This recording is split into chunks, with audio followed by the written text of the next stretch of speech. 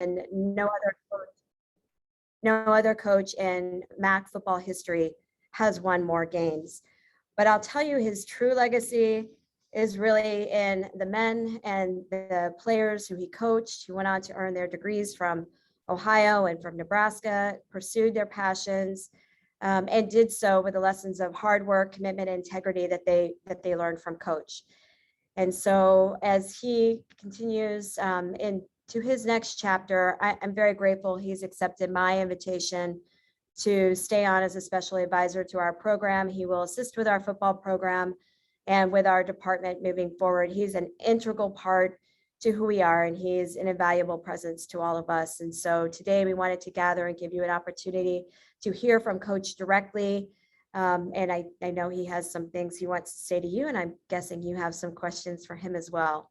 We have named our new head coach going forward. Tim Albin will be introduced to the media tomorrow in a press availability, and at that time, we'll discuss what we intend to do with Tim and our program going into the 2021 season and beyond. But today, we wanted to gather and give you an opportunity to talk with Coach, and thank you, Coach, for your legacy. Thank you, Julie. Appreciate it. Obviously, a lot of people to thank for my time here at Ohio University. Was under actually 4 ADs to start with, and Julie is the latest.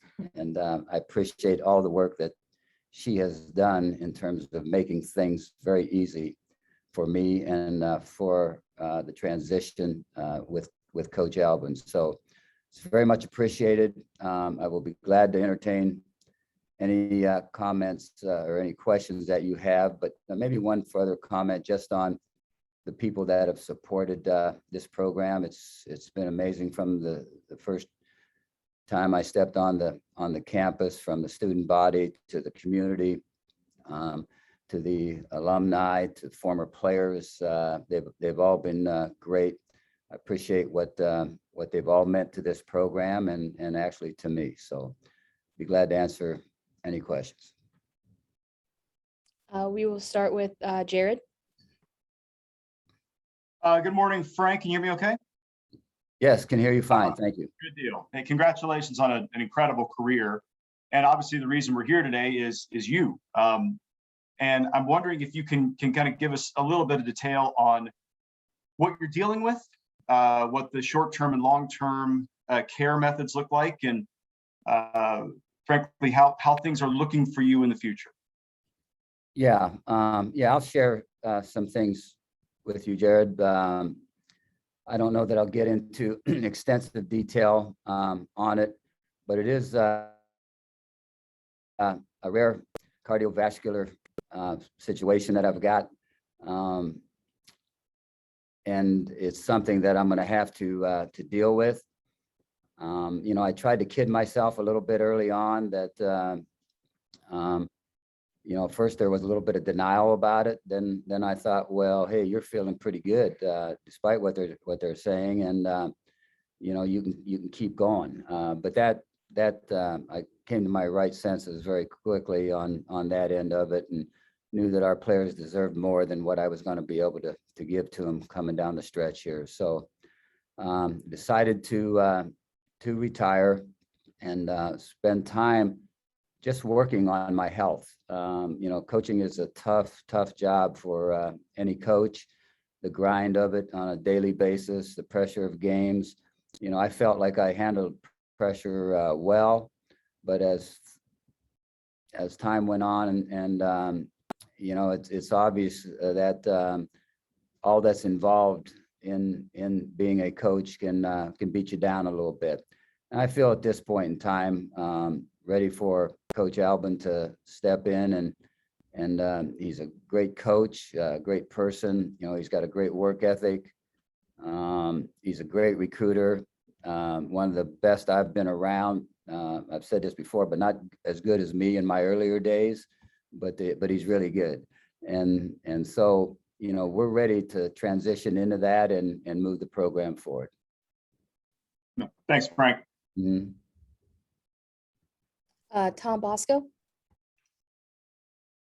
Hi, Coach. Tom Bosco with ABC6 and OU grad.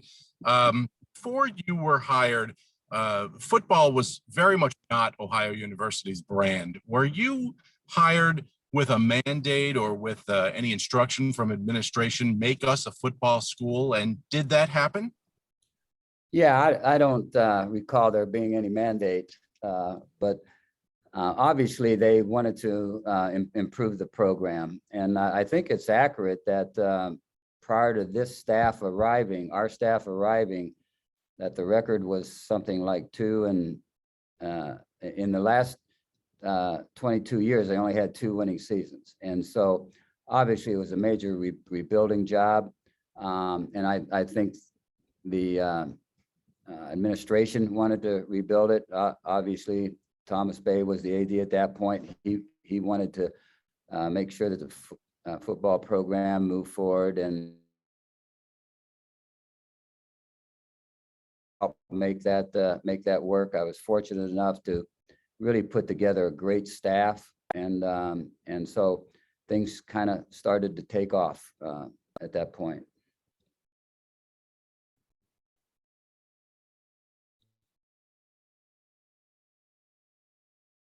Oh, Justin Holbrook.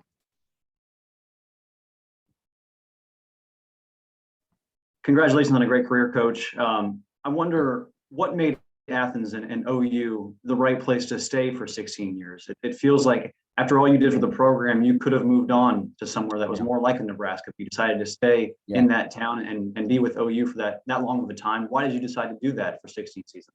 Well, if you look at my career, 55 years of coaching, I've only had 4 stops. 2 of those were high school jobs, and then there was the job at Nebraska and of course Ohio University. When I looked at it, I felt that it certainly was a rebuilding job. But if you look at my past, 3 out of the 4 schools that I coached at were rebuilding jobs. Both high school jobs were rebuilding jobs. Now, Nebraska certainly wasn't a rebuilding job. It was just kind of move forward and hang on to your hat kind of deal. But this was also a rebuilding job. So I wasn't one to just look down the road for something else. You know, when I take over a job, I took it over with the idea that I was going to build this program and make it work, and just show up to work every day, just put in a day's work and try to do the best you could recruiting and get the best out of your players that are playing for you on the field at that point, and then just enjoy the game and the players. You know, I love being around athletes. I love being around young people. They can keep you energized, and so it didn't matter to me about the other things that get attached to other jobs. You know, that really didn't make a difference to me, and so I felt very, very comfortable about all the places that I've been, and certainly staying 16 years was not a surprise to me. You know, I just felt like it made sense, and I'm a guy that goes from one day to the next, from one year to the next, and you know, just take it as it comes, and I'm here. Jack. Hi, Frank. Jack Gleckler from the Post. You said earlier that in the early stages of knowing about your condition, that there was a bit of denial about it, and you had initially felt pretty good about it. How long ago was that early stage, kind of feeling pretty good about it? And how long has this decision to kind of retire been in the works? This jumped up on me pretty quickly. Obviously, I've been a guy that's not obviously, but I've been a guy that's worked out through my career. Most of it was towards weightlifting and versus cardiovascular stuff. You know, I just, as a player, tried to get as big as I could get, and I just was in a habit of lifting. It became a hobby of mine after I got done with sports. And so as I started to transition over to cardiovascular work, you know, it just didn't, there was something there that I was a little concerned about. I had an appointment with a doctor. You know, he started checking into some things. I eventually went to a heart specialist, and from there started to understand that you know, this was a serious serious condition.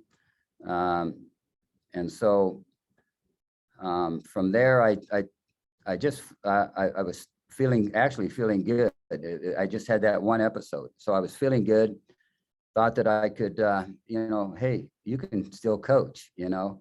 And so I kidded myself for a period of time, but then it finally came to a realization for me that, hey, you're asking everything of these kids, their time and their energy, and if you can't commit to that yourself, then it's time to move on.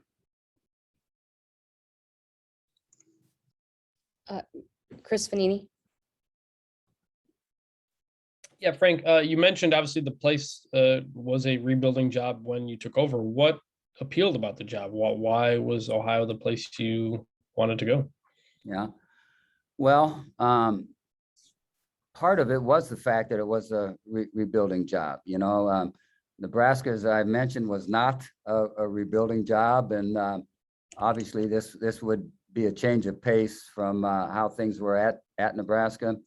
And I just felt like I could serve players as well here as I could anywhere in the country, at any job in the country. You know, one of my greatest memories of my coaching career is a player, our first season here at Ohio.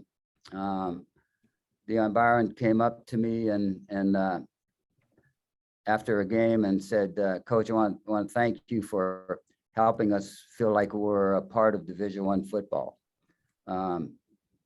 You probably can't understand how much that meant to me. And so those kind of moments are as important to me, if not more important to me, than some of the other aspects of college football and winning and being on a big stage and all those kind of things. So I was very fulfilled in this job. And, you know, I don't know what we won our first year, maybe 4 games, but, you know, I could see it coming, feel it coming. And we were able then to move forward and have success. And, you know, I just felt like I enjoyed helping these players feel good about themselves, feel good about their athletic ability, and feel good about the Ohio program. And so I was not looking. This is where I wanted to stay. And your assistant coaches stayed with you for a very long time too. Tim has been with you the whole time. I mean, what did it mean to have so many of those guys also stick with you here? Yeah, that's a real key to success in any program, is continuity, and was really fortunate that you know, we were able to put together a staff of really qualified guys, and you know, guys that understood the game and were able to relate really well to players. And I think that's a big issue in college athletics, is how well you relate to your players. If you have that going for you, you have a chance of getting something done on the football field. So we had the right people together. It's amazing how the town of Athens works on people, you know, especially those that have young kids. The school system is really good. Everybody gets comfortable living here. So it wasn't a deal where, you know, they were coming to a small college town and didn't work their way into feeling really good about it, and for them and their families. And so it was not all that hard to keep our coaches together. Obviously, as we got successful, you know, guys would break off a little bit, but you know, there's been a lot of loyalty from a lot of people on the staff in this program, and that's what made things work for us. Joe. Hey, Coach, Joe Collins, WAB Public Media. I've been seeing online a lot of players, past and present, just been talking about how much you have meant to them and how much you changed their life, being not just a football coach, but a mentor. What does that mean to you, hearing that? And is building those relationships over the year one of your favorite things about being a head coach? Yeah, I don't think there's any question that that's the case. You know, the bottom line in this business, you do have to win or someone else will be in your spot. But going along with that, it's all about relationships and watching your players maximize their abilities in the classroom, on the football field, continued with character development. You know, and that's what we've been all about in this program, are basically those three things. And if you get those three things done, I consider it being successful. You know, whether you have a 500 a year or whether you win every game. So there's a lot of ways to look at success in college football. Eli. Hi, Coach. I'm Eli from the Post, and you've been here for such a long time. So obviously, there's going to be times when you have your ups and downs. How did you support your players during some of the down times and encourage them to get back to the? Yeah, well, obviously, you're right in that there's ups and downs in the profession of coaching and also in being an athlete. You're going to have those times when things don't just fit, you know, and just don't work well enough for you to make you feel good about it. But, you know, that's really what sports are all about, is the competition and finding out where you stand and working at making yourself better so that you're competing and are going to be able to compete with the very best. And you can't wait for those games to then start rolling around. And so I just feel like it comes down to understanding all the value that there is to college athletics. And in my mind, of course, especially college football. Thank you. Mm-hmm. Kevin. Hey, Coach, Kevin Wiseman from the Athens Messenger. I just wanted to ask you about, you talked about the rebuilding and, you mentioned the thing about the facilities. You've done a lot of work with the facilities and different ADs. Just kind of what role did that play in the rebuild and getting the program where you wanted it to be? Yeah, working on the facilities were a major part of being successful and developing the facilities. Obviously, the Walter Fieldhouse, the Sook Academic Center are the two really main buildings that we've had put up since I've been here. But a lot of other projects, like the weight room, we've got a great weight room right now, and it wasn't all that great when we showed up, you know. So there was a lot of work to do. To be very honest with you, I had some support from people outside of Ohio, people with Nebraska connections that followed me here and really helped with some donations and helping to get things done, like the training room fixed up and just a lot of things. And so there was great support, not only from Ohio people, but also great support by some people from Nebraska. And that made it easy to get some things started here. The facilities they're an ongoing issue in my mind. We're not in a facilities race with people, but we want to make sure when a recruit does step on campus that he is impressed by what we have here. You don't have to have the biggest and the best in order to develop yourself into being a great athlete, but it's kind of nice to have the kind of facilities that you know, that you appreciate and can kind of encourage you to keep plowing ahead. And we're still working on that. You know, there's some things I think that Julie has in mind and that I think are great things to get done here. So even though, you know, I won't be able to help the team on the field, you know, maybe I can be of some help in helping to continue to develop our facilities. That's kind of what I have in mind. Jared, do you have a follow-up?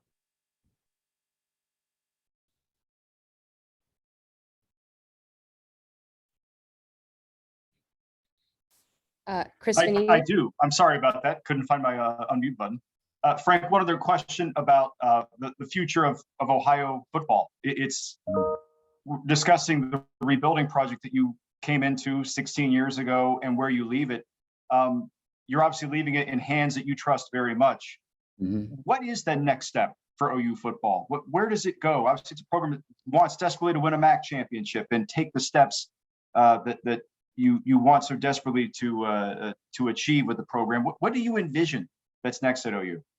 Yeah, you know, it's very difficult to win MAC championships regardless of what sport you're in. You know, we let a few of those slip away. I think we were in the MAC championship game 4 times, and at least 2 of those were games that haunt me a little bit in not getting it done. And so, you know, that's still, we're still looking out the front window for that. And I believe that Tim and the staff will give us a great opportunity to continue to move this program forward. And so in answering your questions, it's not just MAC championships, it's with regularity. It's wanting to be in the top 25 with regularity. You know, there is a bowl game out there that the top FC, the top school in our division can go to, and so those are all things ahead for us. I think we've had some excellent recruiting years, and that's a credit to our staff. And so recruiting has not slipped, and in fact, it may have gotten better and intensified here. So I think that, you know, there's a chance to have the kind of teams represent Ohio University that they would like to see represent them, and the fans in the community, people in the community see those, want to see us represent them well in a lot of different ways. Certainly winning is one of those. I passed this off with Tim here with Julie making the decision on that to where I feel a little bit, you know, we handed him a tough schedule. There's no question about that. And it's one of the tougher schedules we've had. And the following year, the non-conference schedule I'm talking about is also a very, very tough schedule. But I like our athletes. I like the pride that they have. They will be ready to battle. And you know, the MAC conference has gotten better. And so it's not going to be an easy deal for anyone to win and to win with regularity in our conference. And so, you know, that's all something that Tim has to take on. He is the right guy for that. You know, we mentioned, I think, some of the reasons earlier, and I don't. He's been able to maintain his staff, and so I feel good about every time we step on the field having a great shot of winning. You know, and it's easier to say that when you're maybe going to be up here looking out a window at the game than actually coaching us. But I know the spirit and the drive and the energy of our players and of our coaches, and they will do the best job possible. And I think that you'll be surprised down the road how this program may develop. And I think that Tim being the head coach and the person that Tim brings in to be the running back coach is only going to strengthen our staff. And I already feel we have the best staff in the MAC conference. So, there's a lot of things that are going to have to play out right to win a lot of games, but I think these guys have a shot. Chris Vanini with a follow-up. Frank, I know you don't like talking about the way things ended at Nebraska, but considering I don't know the next time we'll have you on a press conference, I just figured I would ask. The way things ended there, did that give you a chip on your shoulder when you came here to Ohio? And was there any sense of wanting to kind of prove yourself? No, not at all. I had no chip on my shoulder. When I left Nebraska, I knew I was a good football coach. So I had nothing to gripe about on that end of it. I'm fine with how things out. They went a direction they felt they needed to go. It's turned out well for me, and so I've got no gripes about how my career has been. Like I said, how fortunate are you if you coach for 55 years and only have to really uproot your family? Actually, just won twice when you really look at it. I went from Omaha to Lincoln on a move, and then obviously high school move, and then took over Nebraska, didn't have to move, and then one of the move, 2 moves in 55 years, and I think I'm ahead of the game. I've only been fired once in this game. That's not bad for 55 years. So I've got no chips on my shoulder. And I know you went back a couple of years ago to get the Tom Osborne Legacy Mhm. Award. I know Scott has invited you back. Nebraska fans have expressed a lot of support for you in your retirement. Just kind of what are your general feelings about, obviously, a place that meant a lot to you? Yeah, a lot of great people. Love their energy and drive there, and obviously a great passion for football. And I was around Tom Osborne for a number of years there, and you can't find a better mentor. And so I was fortunate on that end of it. I was around one of the best to have ever coached a game for an extended period of time, and I was hoping some things would rub off, and so I've tried to really model what he's been all about in terms of the type of program that we have here. We have a walk-on program that is as good as it gets, and that's exactly what they had at Nebraska. Tom treated players in a manner that was what players look for, what players' families look for, and so I've tried to do that here at Ohio. Tom's never been an up and down guy. So I've tried not to be too up and at times and think I got all the answers, and then be too down in the dumps at times and think I don't have any answer, And so he has really rubbed off on me. And I appreciate what he did for me while I was at Nebraska, and I appreciate what I've been able to carry from him to Ohio. Tom Bosco with a follow-up.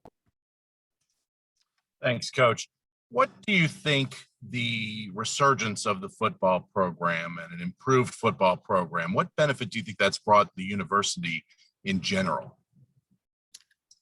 Well, I think, if you were here for our first game against Pittsburgh, which we did win, and you saw this at the end of the game, the student body pouring out onto the field.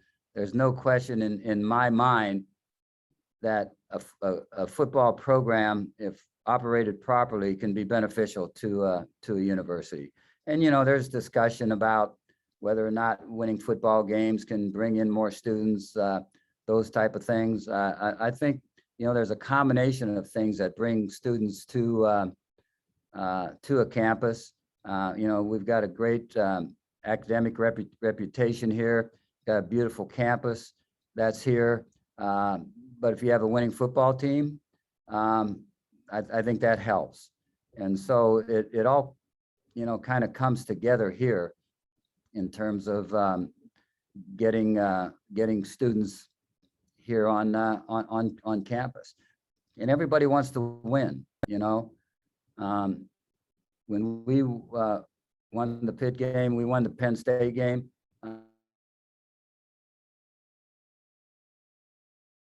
So that's got to be healthy for your university when, as long as they're not burning couches. It's got to be healthy for your university when that kind of excitement is generated for your school. Doug.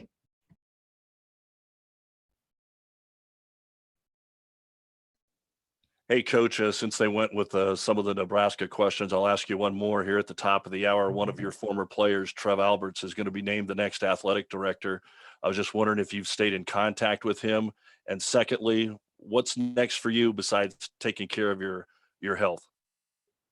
Yeah, Trev, great guy. I wish him the best. Obviously, you get the right guy in that position. He makes right choices. You have a chance to rebuild a program. So congratulations to Trev. We did stay in touch for a little bit after I made my move to Ohio. But, it's amazing how that works. Everybody just goes about trying to get their own job done at the highest level they can get it done at. And pretty soon you find yourself not keeping in touch as much as you'd like to with a lot of people, and so we have not really spoken for actually some time. And the other part of the question was, you still probably were at Nebraska longer than you're at Ohio. Well, what besides taking care of your health, what's next for you? Oh, yeah, a little uncertain. That was one thing that made me feel like maybe I could coach another year and drag this thing out, but I don't have any hobbies. That's a problem. I can't do much outside of coach. That's a problem. So I think I'll just try to relax for a little bit and see what that's like. It scares me a little bit knowing that I don't have something to go to. After you do something for 55 years and you step away from it and you don't have much to do, it worries you. I'm not good at golf. I'm good at losing golf balls. And so, that's probably out of the picture. And so you can tell I'm struggling with this. If anybody has any suggestions out there, they can send them to me. But I guess I'm just going to wake up and take each day as it comes. I know you can only work out so long during the day, and so that'll only take up so much time. But I'm hoping that things will go smoothly. I know I'll spend much more time with my family than I have at this point. You're gonna work for me too. And yeah, Julie says she used the word work, so I think I'm in trouble here. I'm going to be working for Julie. Thanks, Coach. Yeah. We'll go with two more questions and we'll go with Joe Collins for a follow-up. Okay. So I've seen a lot of things that people are saying that they should put your name into the stadium now. Whether I think the most popular I've seen is Solich Field at Peden Stadium. Do you have an opinion on that? And what do you think that would mean if maybe in the future they do put your name in the stadium? I've never been much I don't know, for recognition, I guess. I've never really needed recognition. I'm pretty comfortable knowing that I'm a good coach. And so don't really have to have reminders of that displayed around. So my first instinct is to kind of back away from that type of thing. But we'll see how it goes. We're going to try to raise some money, I'm sure. And but Julie's talked to me a little bit about that. But we're still arm wrestling on that one. And then we'll go with our last question, Chris Rogers. Chris.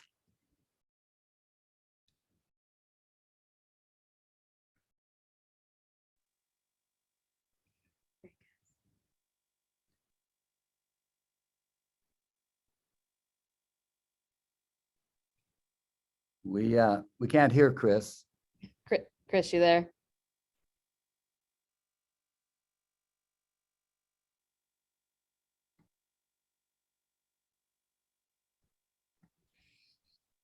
Nope. Well, Chris was our last director of football operations. Did a great job for us. Excellent public relations person, and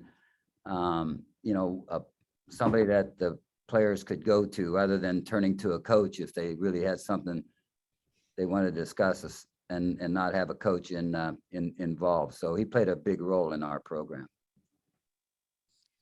And that is all of the questions that we have here. Thank you, Coach. Thank you, Julie, for taking the time. I will send out a recording as soon as it renders to everyone who was on here. Sarah, can you hear me? Oh, there he is. Sorry, I was at my computer at my desk and it didn't want to let me speak. Coach, I just wanted to say on behalf of myself and all the alums that were in your program, as well as my family, just thank you for everything and what you meant to Ohio football, what you meant to me, what I know that you meant to all the players that came through your program. It's one thing to be a coach, but from what I saw, both working for you, with you, and being one of your players, you meant so much more because you took the opportunity to put a stamp on each player's life that you had. And words cannot really do justice to what that means to so many young men, especially to me. So I just wanted to say thank you, Coach. Well, thank you for all that you did, Chris. Just so you know, Cub's doing a great job. You trained him well. And so we appreciate all that you have done for this program and what you continue to do by having trained Cub well, Well, I wish you the best, Coach, and I'll be talking to you, buddy. Thank you. And Coach, last one, Coach Haynes is also here. Okay. Yeah. Coach, how you doing? Hi, Jolie. I told Mary I wouldn't want to play poker against you after talking to you last week. No, we just wanted to say congratulations. Yeah. Really happy for you. And thank you for everything.